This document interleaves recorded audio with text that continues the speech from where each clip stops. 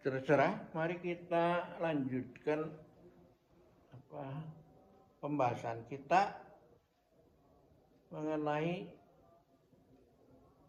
bagaimana kok kegerakan lemah lembut seperti Tai Chi ini bisa dielaborate sampai kepada seni memimpin itu.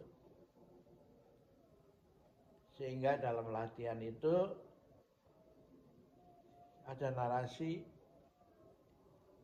di 4 samudra dan 5 benua, semua orang bersaudara.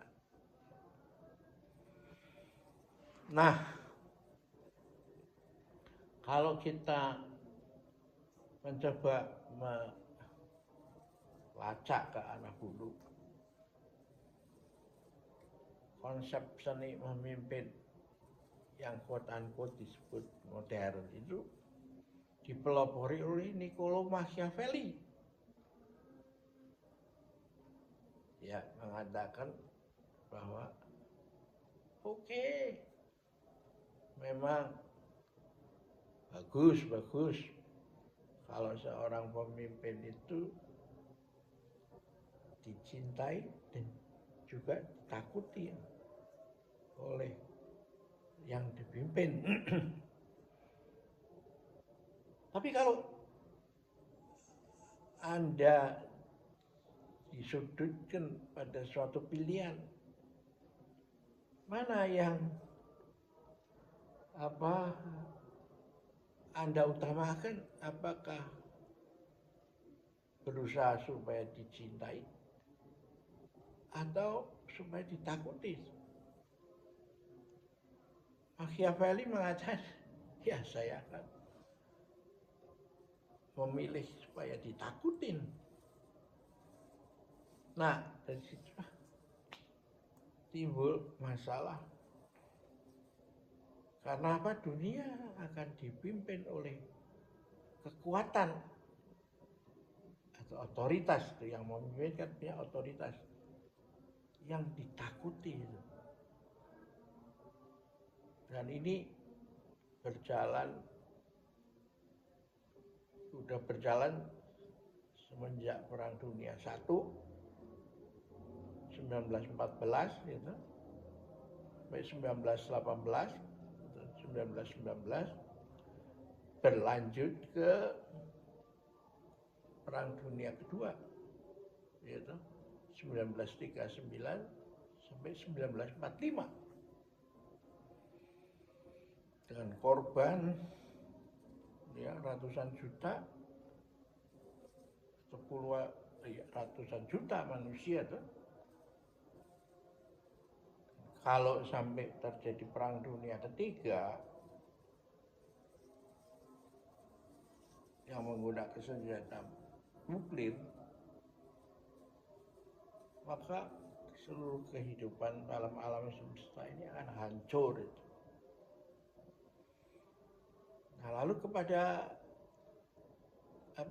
kemana kita harus mencoba mendapatkan inspirasi untuk menghindarkan bencana yang dibuat oleh manusia ini sendiri.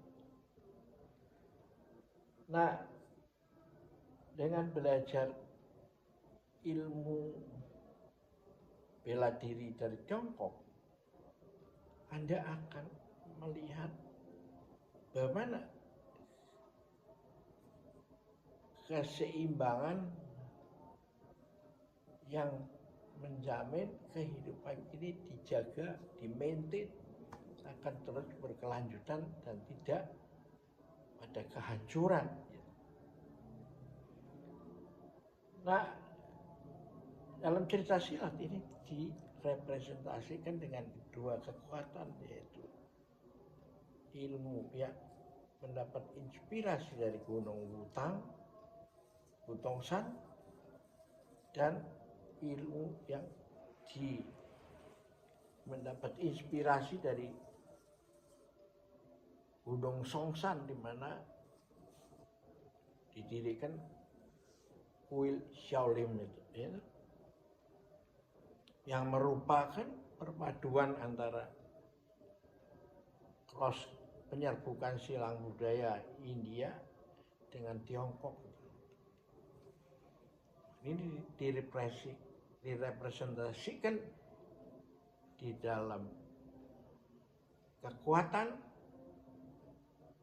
mengandung kelembutan. Di dalam butangsan, di dalam kelembutan mengandung tenaga itu. Artinya apa? Dalam simbol yin dan yang itu, di dalam gelap,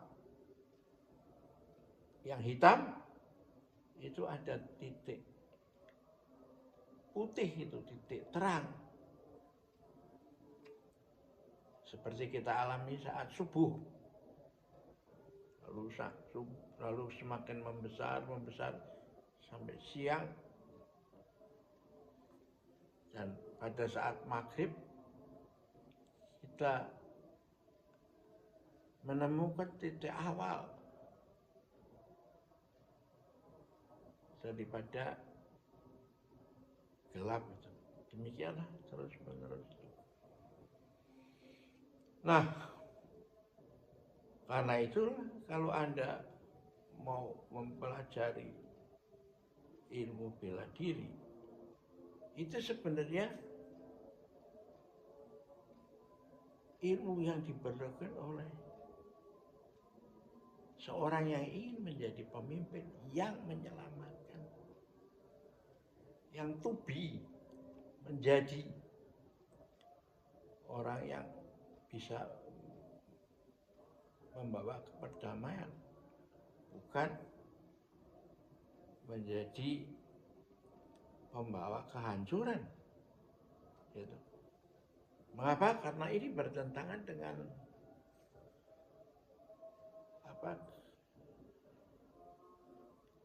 sifat Sang Pencipta itu. Karena Sang Pencipta itu pasti ingin yang diciptakan itu bisa terus berkelanjutan itu. Nah, buktinya mana? Yaitu teknologi dan ilmu pengetahuan dan teknologi ini membuktikan, melihat sendiri